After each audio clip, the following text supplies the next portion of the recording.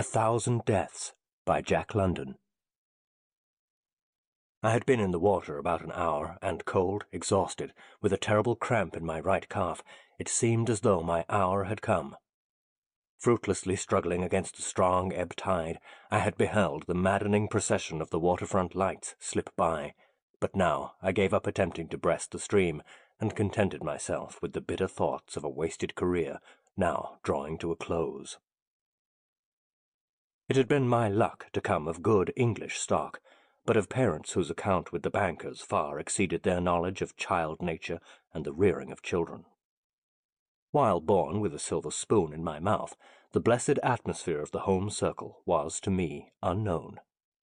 My father, a very learned man and a celebrated antiquarian, gave no thought to his family, being constantly lost in the abstractions of his study, while my mother, noted far more for her good looks than her good sense, sated herself with the adulation of the society in which she was perpetually plunged.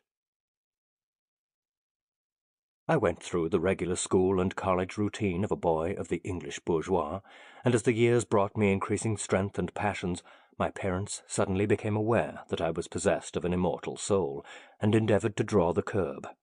But it was too late. I perpetrated the wildest and most audacious folly, and was disowned by my people, ostracized by the society I had so long outraged, and with the £1,000 my father gave me, with the declaration that he would neither see me again nor give me more, I took a first-class passage to Australia. Since then my life had been one long peregrination, from the Orient to the Occident, from the Arctic to the Antarctic, to find myself at last, an able seaman at 30, in the full vigor of my manhood, drowning in San Francisco Bay because of a disastrously successful attempt to desert my ship. My right leg was drawn up by the cramp, and I was suffering the keenest agony. A slight breeze stirred up a choppy sea, which washed into my mouth and down my throat, nor could I prevent it. Though I still contrived to keep afloat, it was merely mechanical, for I was rapidly becoming unconscious. I have a dim recollection of drifting past the sea wall and of catching a glimpse of an upriver steamer's starboard light. Then everything became a blank. I heard the low hum of insect life, and felt the balmy air of a spring morning fanning my cheek. Gradually it assumed a rhythmic flow, to whose soft pulsations my body seemed to respond. I floated on the gentle bosom of a summer's sea, rising and falling with dreamy pleasure on each crooning wave. But the pulsations grew stronger, the humming louder, the waves larger, fiercer. I was dashed about on a stormy sea. A great agony fastened upon me. Brilliant, intermittent sparks of light flashed athwart my inner consciousness. In my ears there was a sound of many waters, then a sudden snapping of an intangible something, and I awoke. The scene of which I was protagonist was a curious one. A glance sufficed to inform me that I lay on the cabin floor of some gentleman's yacht in a most uncomfortable posture. On either side, grasping my arms and working them up and down like pump handles, were two peculiarly clad, dark-skinned creatures. Though conversant with most aboriginal types, I could not conjecture their nationality. Some attachment had been fastened about my head, which connected my respiratory organs with the machine I shall next describe. My nostrils, however, had been closed, forcing me to breathe through the mouth. Foreshortened by the obliquity of my line of vision, I beheld two tubes, similar to small hosing, but of different composition, which emerged from my mouth and went off at an acute angle from each other. The first came to an abrupt termination and lay on the floor beside me. The second traversed the floor in numerous coils, connecting with the apparatus I have promised to describe. In the days before my life had become tangential, I had dabbled not a little in science, and, conversant with the appurtenances and general paraphernalia of the laboratory, I appreciated the machine I now beheld. It was composed chiefly of glass, the construction being of that crude sort which is employed for experimentative purpose. A vessel of water was surrounded by an air chamber, to which was fixed a vertical tube surmounted by a globe. In the center of this was a vacuum gauge. The water in the tube moved upward and downward, creating alternate inhalations and exhalations, which were in turn communicated to me through the hose. With this, and the aid of the men who pumped my arms so vigorously, had the process of breathing been artificially carried on, my chest rising and falling, and my lungs expanding and contracting, till nature could be persuaded to again take up her wonted labor. As I opened my eyes, the appliance about my head, nostrils, and mouth was removed. Draining a stiff 3 fingers of brandy, I staggered to my feet to thank my preserver, and confronted my father. But long years of fellowship with danger had taught me self-control, and I waited to see if he would recognize me. Not so. He saw in me no more than a runaway sailor, and treated me accordingly. Leaving me to the care of the blackies, he fell to revising the notes he had made on my resuscitation. As I ate of the handsome fare served up to me, confusion began on deck, and from the shanties of the sailors and the rattling of blocks and tackles, I surmised that we were getting under way. What a lark! Off on a cruise with my recluse father to the wide Pacific. Little did I realize, as I laughed to myself, which side the joke was to be on. Had I known, I would have plunged overboard and welcomed the dirty forecastle from which I had just escaped. I was not allowed on deck till we had sunk the Farallones and the last pilot boat. I appreciated this forethought on the part of my father, and made it a point to thank him heartily in my bluff seaman's manner. I could not suspect that he had his own ends in view, in thus keeping my presence secret to all save the crew. He told me briefly of my rescue by his sailors, assuring me that the obligation was on his side, as my appearance had been most opportune. He had constructed the apparatus for the vindication of a theory concerning certain biological phenomena, and had been waiting for an opportunity to use it. "You have proved it beyond all doubt," he said, then added with a sigh, "but only in the small matter of drowning." But, to take a reef in my yarn, he offered me an advance of £2 on my previous wages to sail with him, and this I considered handsome, for he really did not need me. Contrary to my expectations, I did not join the sailors' mess forward, being assigned to a comfortable stateroom and eating at the captain's table. He had perceived that I was no common sailor, and I resolved to take this chance for reinstating myself in his good graces. I wove a fictitious past to account for my education and present position, and did my best to come in touch with him. I was not long in disclosing a predilection for scientific pursuits, nor he in appreciating my aptitude. I became his assistant, with a corresponding increase in wages, and before long, as he grew confidential and expounded his theories, I was as enthusiastic as himself. The days flew quickly by, for I was deeply interested in my new studies, passing my waking hours in his well-stocked library, or listening to his plans and aiding him in his laboratory work. But we were forced to forego many enticing experiments, a rolling ship not being exactly the proper place for delicate or intricate work. He promised me, however, many delightful hours in the magnificent laboratory for which we were bound. He had taken possession of an uncharted South Sea island, as he said, and turned it into a scientific paradise. We had not been on the island long before I discovered the horrible mare's nest I had fallen into. But before I describe the strange things which came to pass, I must briefly outline the causes which culminated in as startling an experience as ever fell to the lot of man. Late in life, my father had abandoned the musty charms of antiquity and succumbed to the more fascinating ones embraced under the general head of biology. Having been thoroughly grounded during his youth in the fundamentals, he rapidly explored all the higher branches as far as the scientific world had gone, and found himself on the no-man's land of the unknowable.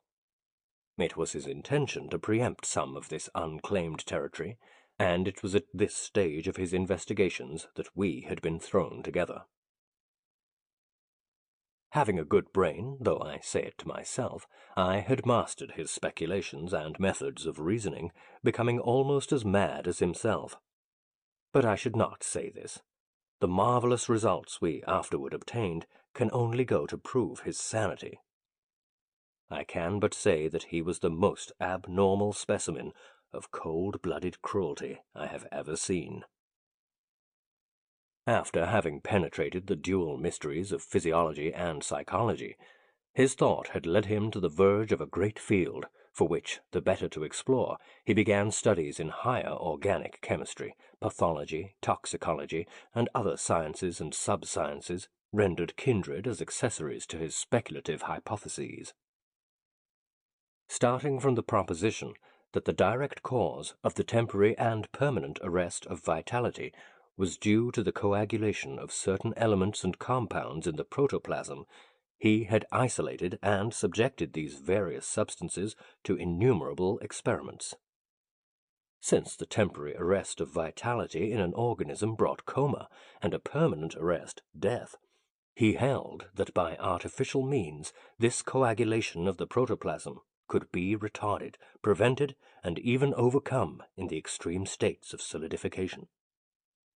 Or, to do away with the technical nomenclature, he argued that death, when not violent and in which none of the organs had suffered injury, was merely suspended vitality, and that, in such instances, life could be induced to resume its functions by the use of proper methods.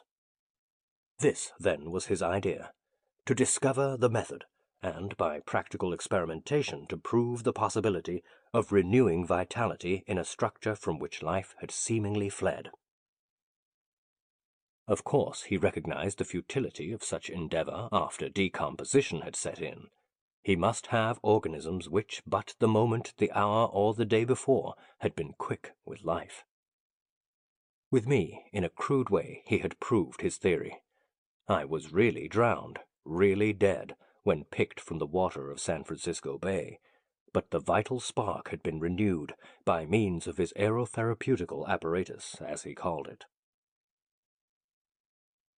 Now to his dark purpose concerning me. He first showed me how completely I was in his power. He had sent the yacht away for a year, retaining only his 2 blackies, who were utterly devoted to him. He then made an exhaustive review of his theory and outlined the method of proof he had adopted, concluding with the startling announcement that I was to be his subject. I had faced death and weighed my chances in many a desperate venture, but never in one of this nature. I can swear I am no coward, yet this proposition of journeying back and forth across the borderland of death put the yellow fear upon me. I asked for time, which he granted, at the same time assuring me that but one course was open. I must submit. Escape from the island was out of the question. Escape by suicide was not to be entertained, though really preferable to what it seemed I must undergo. My only hope was to destroy my captors, but this latter was frustrated through the precautions taken by my father. I was subjected to a constant surveillance, even in my sleep being guarded by one or the other of the blacks. Having pleaded in vain, I announced and proved that I was his son. It was my last card, and I had placed all my hopes upon it. But he was inexorable. He was not a father, but a scientific machine. I wonder yet how it ever came to pass that he married my mother or begat me, for there was not the slightest grain of emotion in his make-up.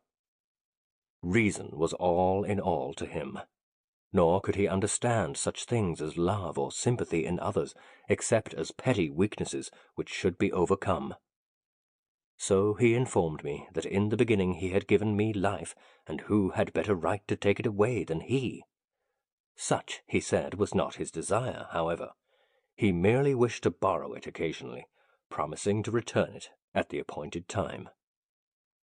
Of course, there was a liability of mishaps, but I could do no more than take the chances, since the affairs of men were full of such. The better to ensure success, he wished me to be in the best possible condition, so I was dieted and trained like a great athlete before a decisive contest. What could I do? If I had to undergo the peril, it were best to be in good shape. In my intervals of relaxation he allowed me to assist in the arranging of the apparatus and in the various subsidiary experiments. The interest I took in all such operations can be imagined. I mastered the work as thoroughly as he, and often had the pleasure of seeing some of my suggestions or alterations put into effect. After such events I would smile grimly, conscious of officiating at my own funeral. He began by inaugurating a series of experiments in toxicology. When all was ready, I was killed by a stiff dose of strychnine and allowed to lie dead for some 20 hours. During that period my body was dead, absolutely dead. All respiration and circulation ceased, but the frightful part of it was that while the protoplasmic coagulation proceeded, I retained consciousness and was enabled to study it in all its ghastly details. The apparatus to bring me back to life was an airtight chamber fitted to receive my body. The mechanism was simple: a few valves, a rotary shaft and crank, and an electric motor. When in operation, the interior atmosphere was alternately condensed and rarefied, thus communicating to my lungs an artificial respiration without the agency of the hosing previously used. Though my body was inert, and, for all I knew, in the first stages of decomposition, I was cognizant of everything that transpired. I knew when they placed me in the chamber, and though all my senses were quiescent, I was aware of hypodermic injections of a compound to react upon the coagulatory process. Then the chamber was closed, and the machinery started. My anxiety was terrible, but the circulation became gradually restored, the different organs began to carry on their respective functions, and in an hour's time I was eating a hearty dinner. It cannot be said that I participated in this series, nor in the subsequent ones with much verve, but after 2 ineffectual attempts at escape, I began to take quite an interest. Besides, I was becoming accustomed. My father was beside himself at his success, and as the months rolled by, his speculations took wilder and yet wilder flights. We ranged through the 3 great classes of poisons, the neurotics, the gaseous, and the irritants, but carefully avoided some of the mineral irritants and passed the whole group of corrosives. During the poison regime, I became quite accustomed to dying, and had but one mishap to shake my growing confidence. Scarifying a number of lesser blood vessels in my arm, he introduced a minute quantity of that most frightful of poisons, the arrow poison, or curare. I lost consciousness at the start, quickly followed by the cessation of respiration and circulation, and so far had the solidification of the protoplasm advanced that he gave up all hope. But at the last moment he applied a discovery he had been working upon, receiving such encouragement as to redouble his efforts. In a glass vacuum, similar but not exactly like a Crookes tube, was placed a magnetic field. When penetrated by polarized light, it gave no phenomena of phosphorescence, nor of rectilinear projection of atoms, but emitted non-luminous rays, similar to the X-ray. While the X-ray could reveal opaque objects hidden in dense mediums, this was possessed of far subtler penetrations. By this he photographed my body, and found on the negative an infinite number of blurred shadows due to the chemical and electric motions still going on. This was an infallible proof that the rigor mortis in which I lay was not genuine, that is, those mysterious forces, those delicate bonds which held my soul to my body, were still in action.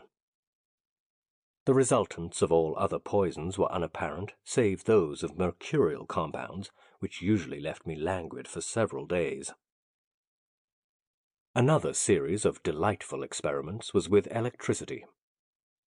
We verified Tesla's assertion that high currents were utterly harmless by passing 100,000 volts through my body. As this did not affect me, the current was reduced to 2,500, and I was quickly electrocuted. This time he ventured so far as to allow me to remain dead or in a state of suspended vitality for 3 days. It took 4 hours to bring me back.